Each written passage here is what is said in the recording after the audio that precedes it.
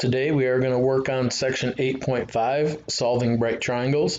Now we are going to add a little bit to our toolbox. We're going to continue on with the sine, cosine, and tangent, but we're also going to be able to find missing angle measurements if we have two sides. So on Monday, you guys found the missing sides, knowing an angle. This we're going backwards. We're going to use those sine to the -1, cosine -1, and tangent to the -1 to find missing angles, and then use our trig ratios we did before, sine, cosine, and tangent, if we need to find a missing side. All right, so what these do are essentially an inverse function undoes a function. So when we did the sine of a 45-degree angle, the inverse sine -1, will undo that and tell me the angle measure. So our example, we're going to use our calculator to find each of these three things. Tan -1, inverse tan of 0.75. So if my opposite side divided by my adjacent side is 0.75, I'm going to put 0.75, second tan, and that gives me 36.8. We're going to round to the nearest angle, measure the whole degree, so we'll call that 37 degrees. It's going to get us, it can get us a little bit off, but we'll just have some rounding errors, that's okay. All right, next, the sine inverse of 0.67. So in your calculator, 0.67. Get the sine -1, so you might have to hit the second function, and that gives me 42 degrees. So I know if the sine ratio is 0.67, if the opposite side divided by the hypotenuse is 0.67, the angle has to be 42 degrees. All right, and finally cosine. The inverse cosine of 0.5. Type it in, 0.5, second cosine, and that gives us 60 degrees. All right, how we're going to use these. We're going to look at how to use these algebraically, and we're going to look at this first one and start with angle C. So I have angle C here. What I already have, I have the opposite over and the adjacent. All right, what has opposite and adjacent? Tangent. So the tangent of C is opposite 13 over adjacent, which is 14. So if you put that into the calculator, 13 divided by 14, you get the tangent of C is equal to 0.93.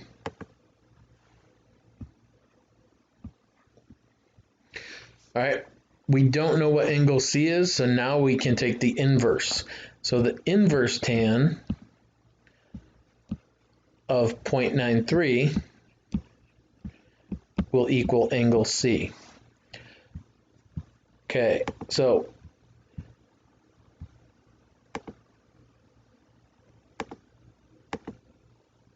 that gives me 43 degrees.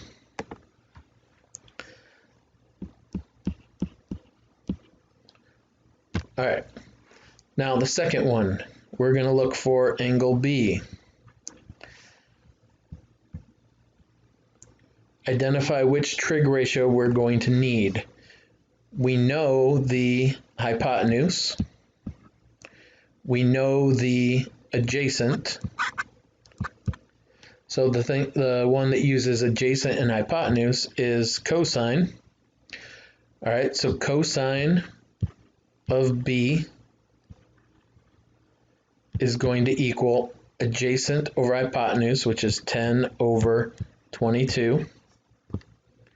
10 over 22 is 0.45 about. So now we can take the inverse cosine of 0.45, and that will equal B.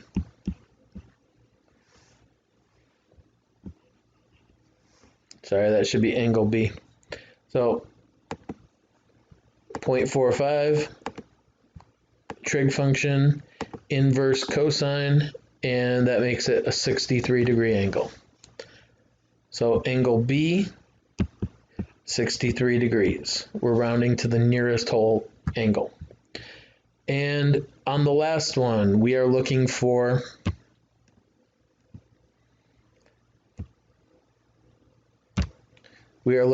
angle B. We know the opposite, and we know the hypotenuse. So opposite and hypotenuse has sine, so the sine of B equals the opposite, 6, over the hypotenuse, which I covered, which is 7.5. So 6 divided by 7.5. Put that into your calculator. 6 divided by 7.5 gives me 0.8. So the sine of B equals 0.8. So the inverse sine of 0.8 equals B. Okay, now we have 0.8. Take our inverse sine. That gives me a 53-degree angle. So angle B in this case is 53 degrees. All right, now we're going to look at using this to, once we know two pieces of information, to find all of the missing sides or missing angles in a right triangle. We can use our trig ratios, sine, cosine, or tangent, or if we have two sides, we can find the third using the Pythagorean theorem. We can also use the inverse trig functions or the triangle sum theorem to find a missing angle. We're going to round sides to the nearest hundredth and angles to the nearest degree. Okay, so if we look at problem number 1, you got to choose a place to start. If I want to find the sides first, I look at AB. I have two sides, so I can say 7 squared plus 9 squared equals C squared, since AB is the hypotenuse. 49 plus 81 equals C squared, and so C squared equals 130.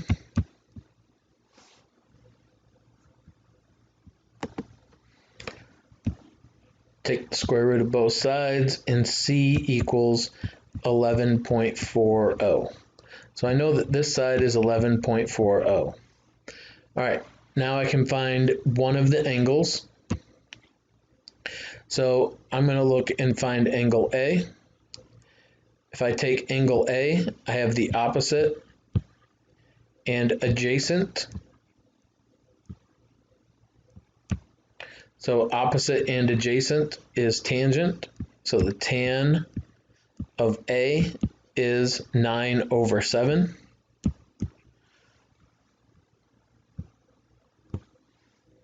So the tan of A is 1.29.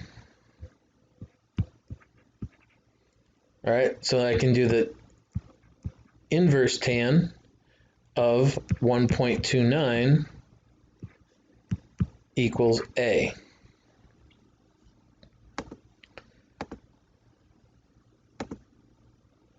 So second inverse tan, and I get 52 degrees. All right, so if angle A is 52 degrees, they all have to add up to 180. So that makes angle B minus 90 minus 52 is 38. So angle B, 38 degrees. So we can use multiple different paths to get there. If you wanted to, you could have used a different sine, cosine, or tangent inverse ratio to find angle B, but I think the sum theorem is just as quick. All right. Now, our next one. Since we know two angles, we can easily find the third. They have to add up to 180. So 180 minus 90 minus 49 .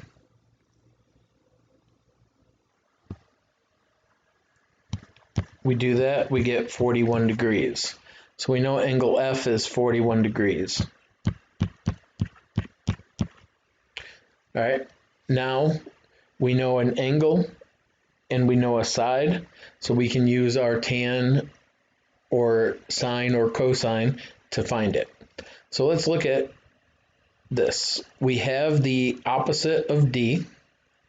So we have opposite, and let's say I want to find ED. So we can call that X, that's the adjacent.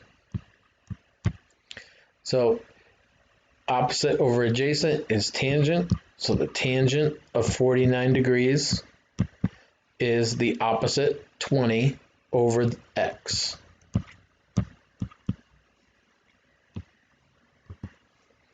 So 1.15 is equal to 20 over X. Cross multiply, 1.15x equals 20. Divide by 1.15 on both sides. And X is equal to 17.39. Okay, now we know that that side is 17.39. You can do one of two things. You can use the Pythagorean theorem to find C, or you can do another one of the ratios. Let's do, just to get used to doing the ratios, let's do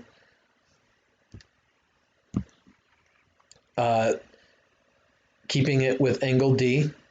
We want to know the hypotenuse. So now we're going to call the hypotenuse Y. All right. And we know the opposite, and we want the hypotenuse. Opposite and hypotenuse is going to be sine. So sine of 49 equals 20 over Y.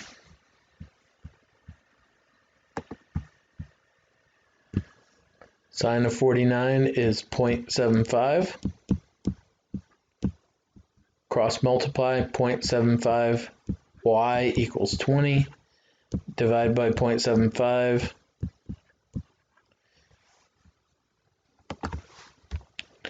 We get Y is 26.67.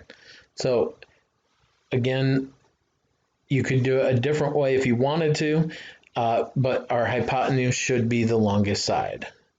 We'll call that good for today, and you guys can get some practice problems in.